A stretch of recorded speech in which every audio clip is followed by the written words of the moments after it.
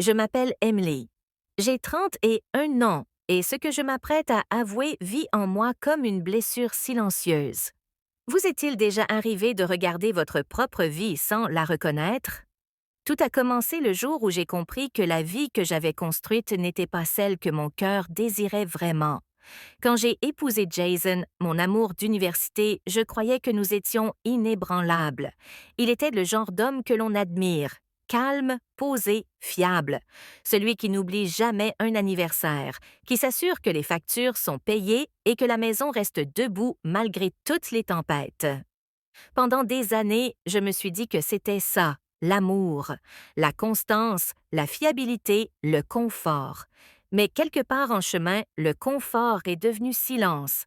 Nos rires se sont éteints, remplacés par des emplois du temps et des soirées polies. J'ai essayé de me convaincre que c'était normal, que le vrai mariage parlait moins de papillons et davantage d'endurance. Mais au fond de moi, il me manquait le battement, l'élan, la sensation que l'amour pouvait encore me couper le souffle. Puis il y a eu Noah.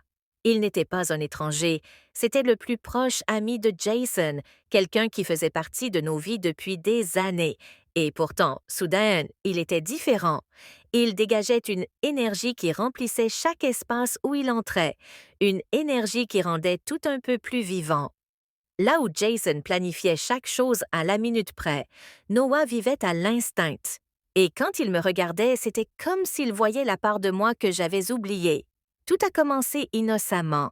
Des plaisanteries partagées, des regards rapides, des conversations qui s'étiraient plus longtemps qu'elles n'auraient dû.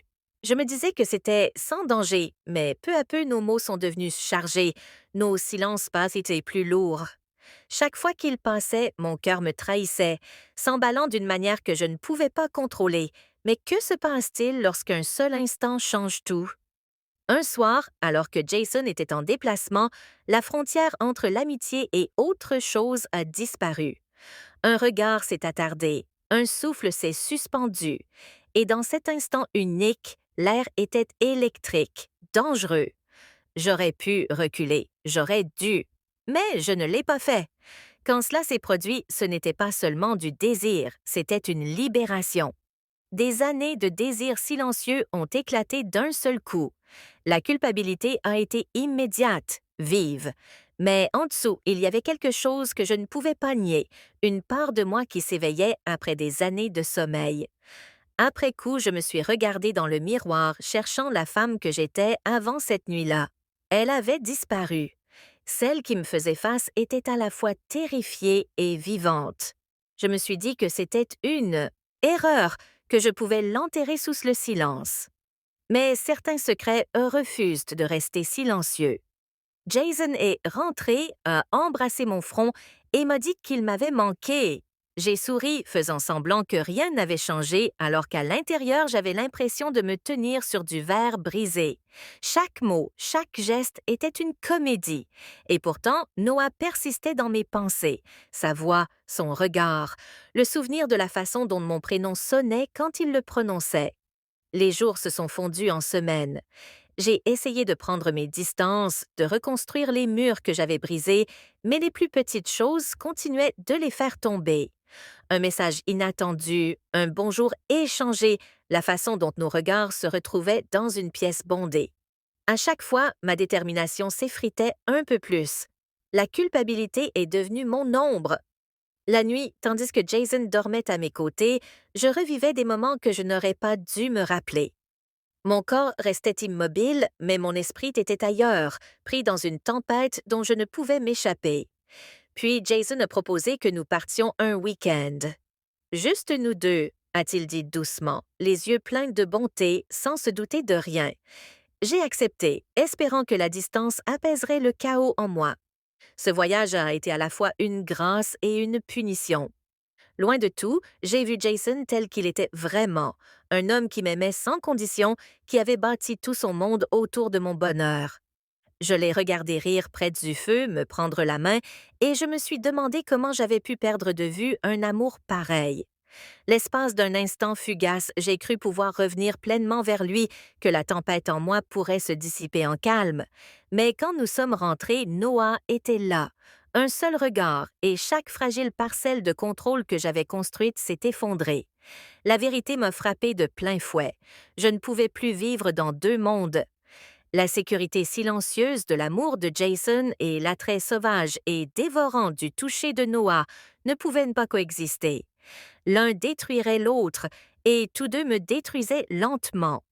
Aujourd'hui, chaque matin pèse plus lourd. Le sourire de Jason porte une confiance que je ne mérite plus. L'absence de Noah ressemble à une blessure qui refuse de guérir. Je traverse mes journées en faisant semblant que tout va bien, mais à l'intérieur, c'est le chaos. Une tension constante entre la culpabilité et le désir, la sécurité et l'élan. Je ne sais pas comment cette histoire se termine.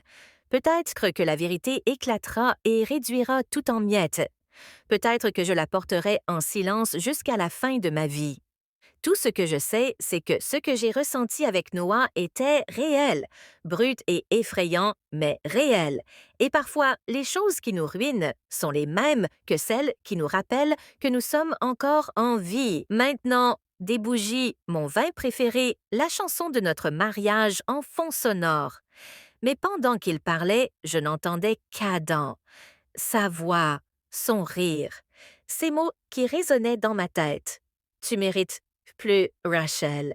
J'ai souri tout le long du dîner, faisant semblant d'être présente, alors que mon cœur était ailleurs. Plus tard, quand Michael s'est endormi à mes côtés, je suis restée à fixer le plafond. La culpabilité m'a traversée comme une tempête. C'est à ce moment-là que j'ai compris la vérité. J'avais dit oui à tout, sauf à la seule chose qui comptait vraiment, l'honnêteté. Le lendemain matin, je suis allée au travail et j'ai demandé à Adam de prendre un café à l'extérieur du bureau. Il avait l'air surpris, peut-être même nerveux. Assis l'un en face de l'autre, je lui ai dit que je ne pouvais plus vivre dans cette zone grise que nous avions créée. Tu as été gentil avec moi, ai-je dit. Tu m'as rappelé que je suis encore vivante, mais je dois retrouver ce sentiment sans toi. Il est resté silencieux un long moment, puis il a hoché la tête. Tu es plus forte que tu ne le crois, Rachel, a-t-il dit doucement, et c'est peut-être ça que tu devais découvrir depuis le début. Partir a été plus difficile que je ne l'imaginais. Le silence qui a suivi a été brutal, mais peu à peu, j'ai commencé à reconstruire. Pas seulement mon mariage, moi-même. J'ai recommencé à peindre. J'ai commencé à dire oui à de petites joies qui m'appartenaient, oui aux promenades matinales, oui au temps passé avec mes enfants, oui aux conversations avec Michael qui ne ressemblaient plus à des routines. Finalement, j'ai dit la vérité à Michael, pas au sujet d'Adam précisément, mais sur ce vide que je ressentais. Il ne l'a pas bien pris. Il y a eu des disputes, des larmes, de longues nuits de silence. Mais petit à petit, nous avons retrouvé notre chemin.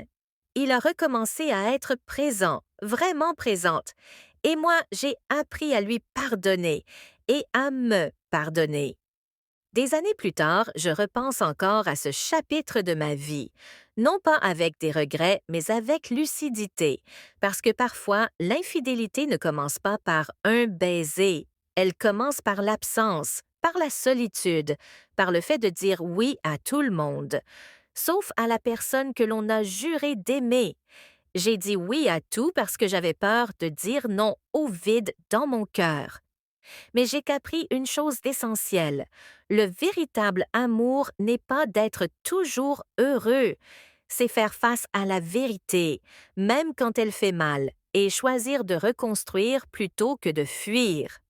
Et aujourd'hui, quand je regarde en arrière, je réalise que le mot le plus puissant dans une relation n'est pas oui. Parce que dire non aux mauvaises choses, c'est la seule façon de dire enfin oui aux bonnes. Même si rien n'avait été dit. Nous n'avions pas franchi de ligne extérieurement, mais intérieurement, quelque chose avait déjà basculé. Quand il me regardait, je me sentais redevenir une version de moi-même que j'avais presque oubliée. Pas parfaite, pas épuisée, juste vivante. Et je crois que c'est cela qui m'a le plus effrayée. Scène 8. L'espace entre deux vies. Après cette nuit-là, le silence avait une nouvelle signification. Chaque regard avait du poids. Chaque mot restait suspendu un peu trop longtemps. J'ai commencé à m'habiller avec plus d'intention, des détails subtils, une touche de couleur, un bijou que je n'avais pas porté depuis des années. Je me disais que c'était pour moi, mais au fond, je savais très bien qui je voulais voir remarquer. Ethan, bien sûr, a remarqué, mais pas de la manière que j'espérais. Tu sembles distraite ces derniers temps, a-t-il dit un soir, d'un ton léger, mais avec un regard attentif. Quelque chose au travail? J'ai souri trop vite. Un gros projet, ai-je répondu. Il a hoché la tête, confiant, et cette confiance aveugle m'a fait plus mal que la colère n'aurait jamais pu le faire. Ce soir-là, je suis restée assise dans ma voiture, sur l'allée, longtemps après être rentrée. La lumière du salon brillait doucement à travers la fenêtre. Une image parfaite de paix domestique. À l'intérieur de cette maison se trouvait tout ce que j'étais censée vouloir. Et pourtant, assise là dans l'obscurité silencieuse, je me sentais étrangère à ma propre vie. Scène 9, la pluie qui a brisé le silence. Une semaine plus tard, la pluie est revenue. Une de ces pluies de Seattle qui semble interminable, douce, régulière, rythmée, le genre de pluie qui rend tout plus lourd et plus intime. Il était tard lorsque Lucas m'a proposé de me raccompagner. Allez, tu vas être trempé, a-t-il dit avec légèreté. J'ai hésité, puis j'ai accepté. Le trajet s'est fait dans le calme. Les essuie-glaces balayaient le pare-brise dans un mouvement lent et hypnotique. Nous parlions de travail, de musique, de rien d'important. Mais sous chaque mot, il y avait le murmure de quelque chose de plus profond, quelque chose de non dit. Quand il s'est arrêté devant ma maison, je n'ai pas ouvert la porte tout de suite. Pendant un moment, tout ce que j'entendais, c'était de la pluie contre la vitre. Puis il a dit doucement, « Tu n'as pas à faire semblant d'aller bien tout le temps. » Quelque chose en moi s'est fissuré. Je voulais dire « ça va », mais les mots ne venaient pas. À la place, je me suis tournée vers lui, et dans cet instant fragile, tout a changé. Le baiser n'était ni sauvage ni calculé. Il était silencieux, douloureux, humain. Et quand il s'est terminé, il n'y a eu ni victoire ni soulagement, seulement le poids lourd et tranchant de savoir que quelque chose d'irréversible venait de se produire.